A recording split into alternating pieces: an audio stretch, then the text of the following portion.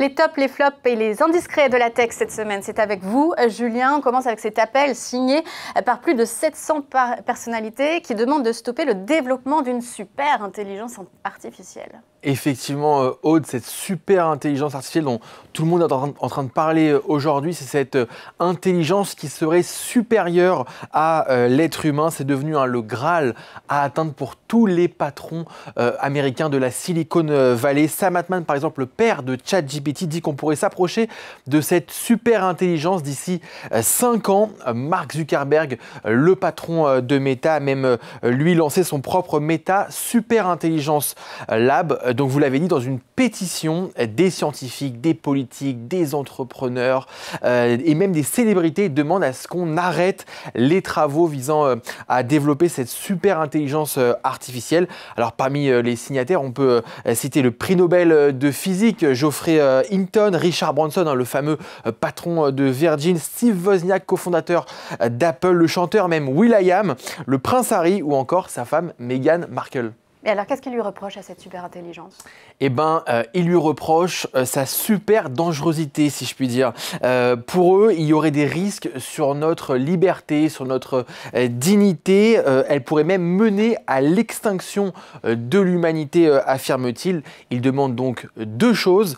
Première chose, un consensus scientifique autour de ce sujet et puis un soutien massif de la population. Selon une étude, 64% des Américains estiment qu'il ne faut pas développer cette super intelligence tant qu'on ne s'assurera pas d'un contrôle de tous ses effets. Cette pétition a fait suite à la lettre publiée par des chercheurs en IA à l'occasion le mois dernier de l'Assemblée générale des Nations Unies qui appelait déjà à mieux réguler les risques liés à l'intelligence artificielle. Et puis on a aussi appris cette semaine que Meta supprimait 600 emplois au sein de sa division IA selon le média Axios. Alors il s'agit plus d'une réorganisation des équipes. Meta a procédé à une campagne de recrutement massive ces derniers mois dans l'IA. Moins de ressources sur la recherche fondamentale, mais le laboratoire de super intelligence est préservé et chaque employé en fait est incité à postuler un autre poste chez Meta. On reste dans l'IA, mais cette fois en France, Julien, ça concerne Mistral AI. La start-up voit plus grand et s'installe dans un nouveau QG. Elle s'installe dans un nouveau QG, effectivement. C'est une info qu'on a révélée chez Madines. La pépite de l'IA générative va déménager début 2026. Elle prendra 25 000 m² de bureaux dans le 18e arrondissement. Elle est encore aujourd'hui dans le 10e arrondissement. Avec ce nouveau siège, Mistral va pouvoir héberger jusqu'à 1000 salariés. Elle en emploie pour l'instant 400. Alors, cette actu peut vous paraître un peu anecdotique, mais pourtant, elle révèle la croissance fulgurante de Mistral. Pour rappel, l'entreprise a levé 1,7 milliard d'euros et réalise aujourd'hui 300 millions de revenus annuels récurrents. Ouais, c'est top ça. En revanche, Julien, dans un climat économique et politique tendu, le marché de l'emploi dans la French Tech se dégrade. Ouais, c'est un des flops malheureusement de ces 2 dernières semaines. C'est la première fois en 2 ans que les startups françaises ont supprimé plus d'emplois qu'elles n'en ont créé. Alors qu'est-ce que ça signifie? Ça signifie que chaque mois, depuis 2 ans, quand on fait la balance entre la création d'emplois dans la French Tech et la suppression, cette balance a toujours été positive. Et bien là, en septembre, cette balance est négative.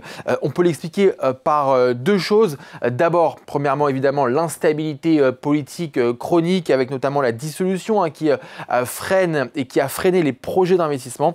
Et puis deuxièmement, l'environnement macroéconomique incertain entre les guerres, l'inflation et les déficits publics. La French Tech compte aujourd'hui 450 000 emplois directs. Octave Klaba is back. Tout le monde connaît le fondateur d'OVH Cloud.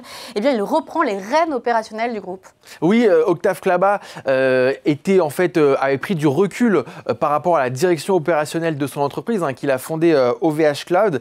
Il en était le président depuis 7 ans. Il avait laissé les rênes du groupe d'abord à Michel Paulin en tant que directeur général, puis ensuite à Benjamin Revkolevski qui quitte donc l'entreprise au bout d'1 un an de bons et loyaux services et donc c'est Octave Klaba qui reprend la direction générale de l'entreprise. Il devient donc PDG de OVH Cloud. Juste après cette annonce, le cours de bourse d'OVH Cloud a dévissé de plus de 20% à la bourse de Paris et le cours a même continué de baisser les jours d'après. Près de 30% de sa valeur se sont envolés en 5 jours. Oui, top et flop, parce que c'est vrai que les investisseurs n'ont pas forcément été convaincus par les premières déclarations avec l'objectif de croissance annoncé par Octave Klaba, qui était jugé bas pour 2026 et même possiblement une augmentation de capital. C'est ce qui a été décrypté d'une conférence investisseur, donc peut-être du manque de clarté pour sa première prise de parole. Et on termine avec un retour à l'envoyeur, si on peut dire. Showroom privé, c'est de la start-up The Braderie à ses fondateurs qui lui avaient vendu il y a 3 ans. Effectivement, c'est la belle histoire de la Fresh Tech de ces derniers jours. The Braderie, vous savez, c'est cette plateforme en ligne de vente privée haut de gamme. Aude, vous connaissez The Braderie, évidemment. Vous êtes consommatrice sur The Braderie ou pas? Showroom Privé avait racheté cette start-up il y a 3 ans pour une dizaine de millions d'euros. Et bien, Showroom Privé revend ses parts aux fondateurs de The Braderie pour un montant de 23 millions d'euros. Donc, Showroom Privé quand même dans l'opération empoche 2 fois sa mise. Ça permet à Showroom Privé de retrouver un petit peu d'air financier et surtout du cash parce que Showroom Privé est dans une situation assez délicate financièrement en ce moment. Elle a perdu 40 millions d'euros en 2024. Mais du coup, il va falloir suivre ce que va faire The Braderie parce qu'ils ont quand même racheté plus cher que ce qu'ils avaient vendu. Merci Julien. Tout de suite, c'est le dossier de la Tic Tac.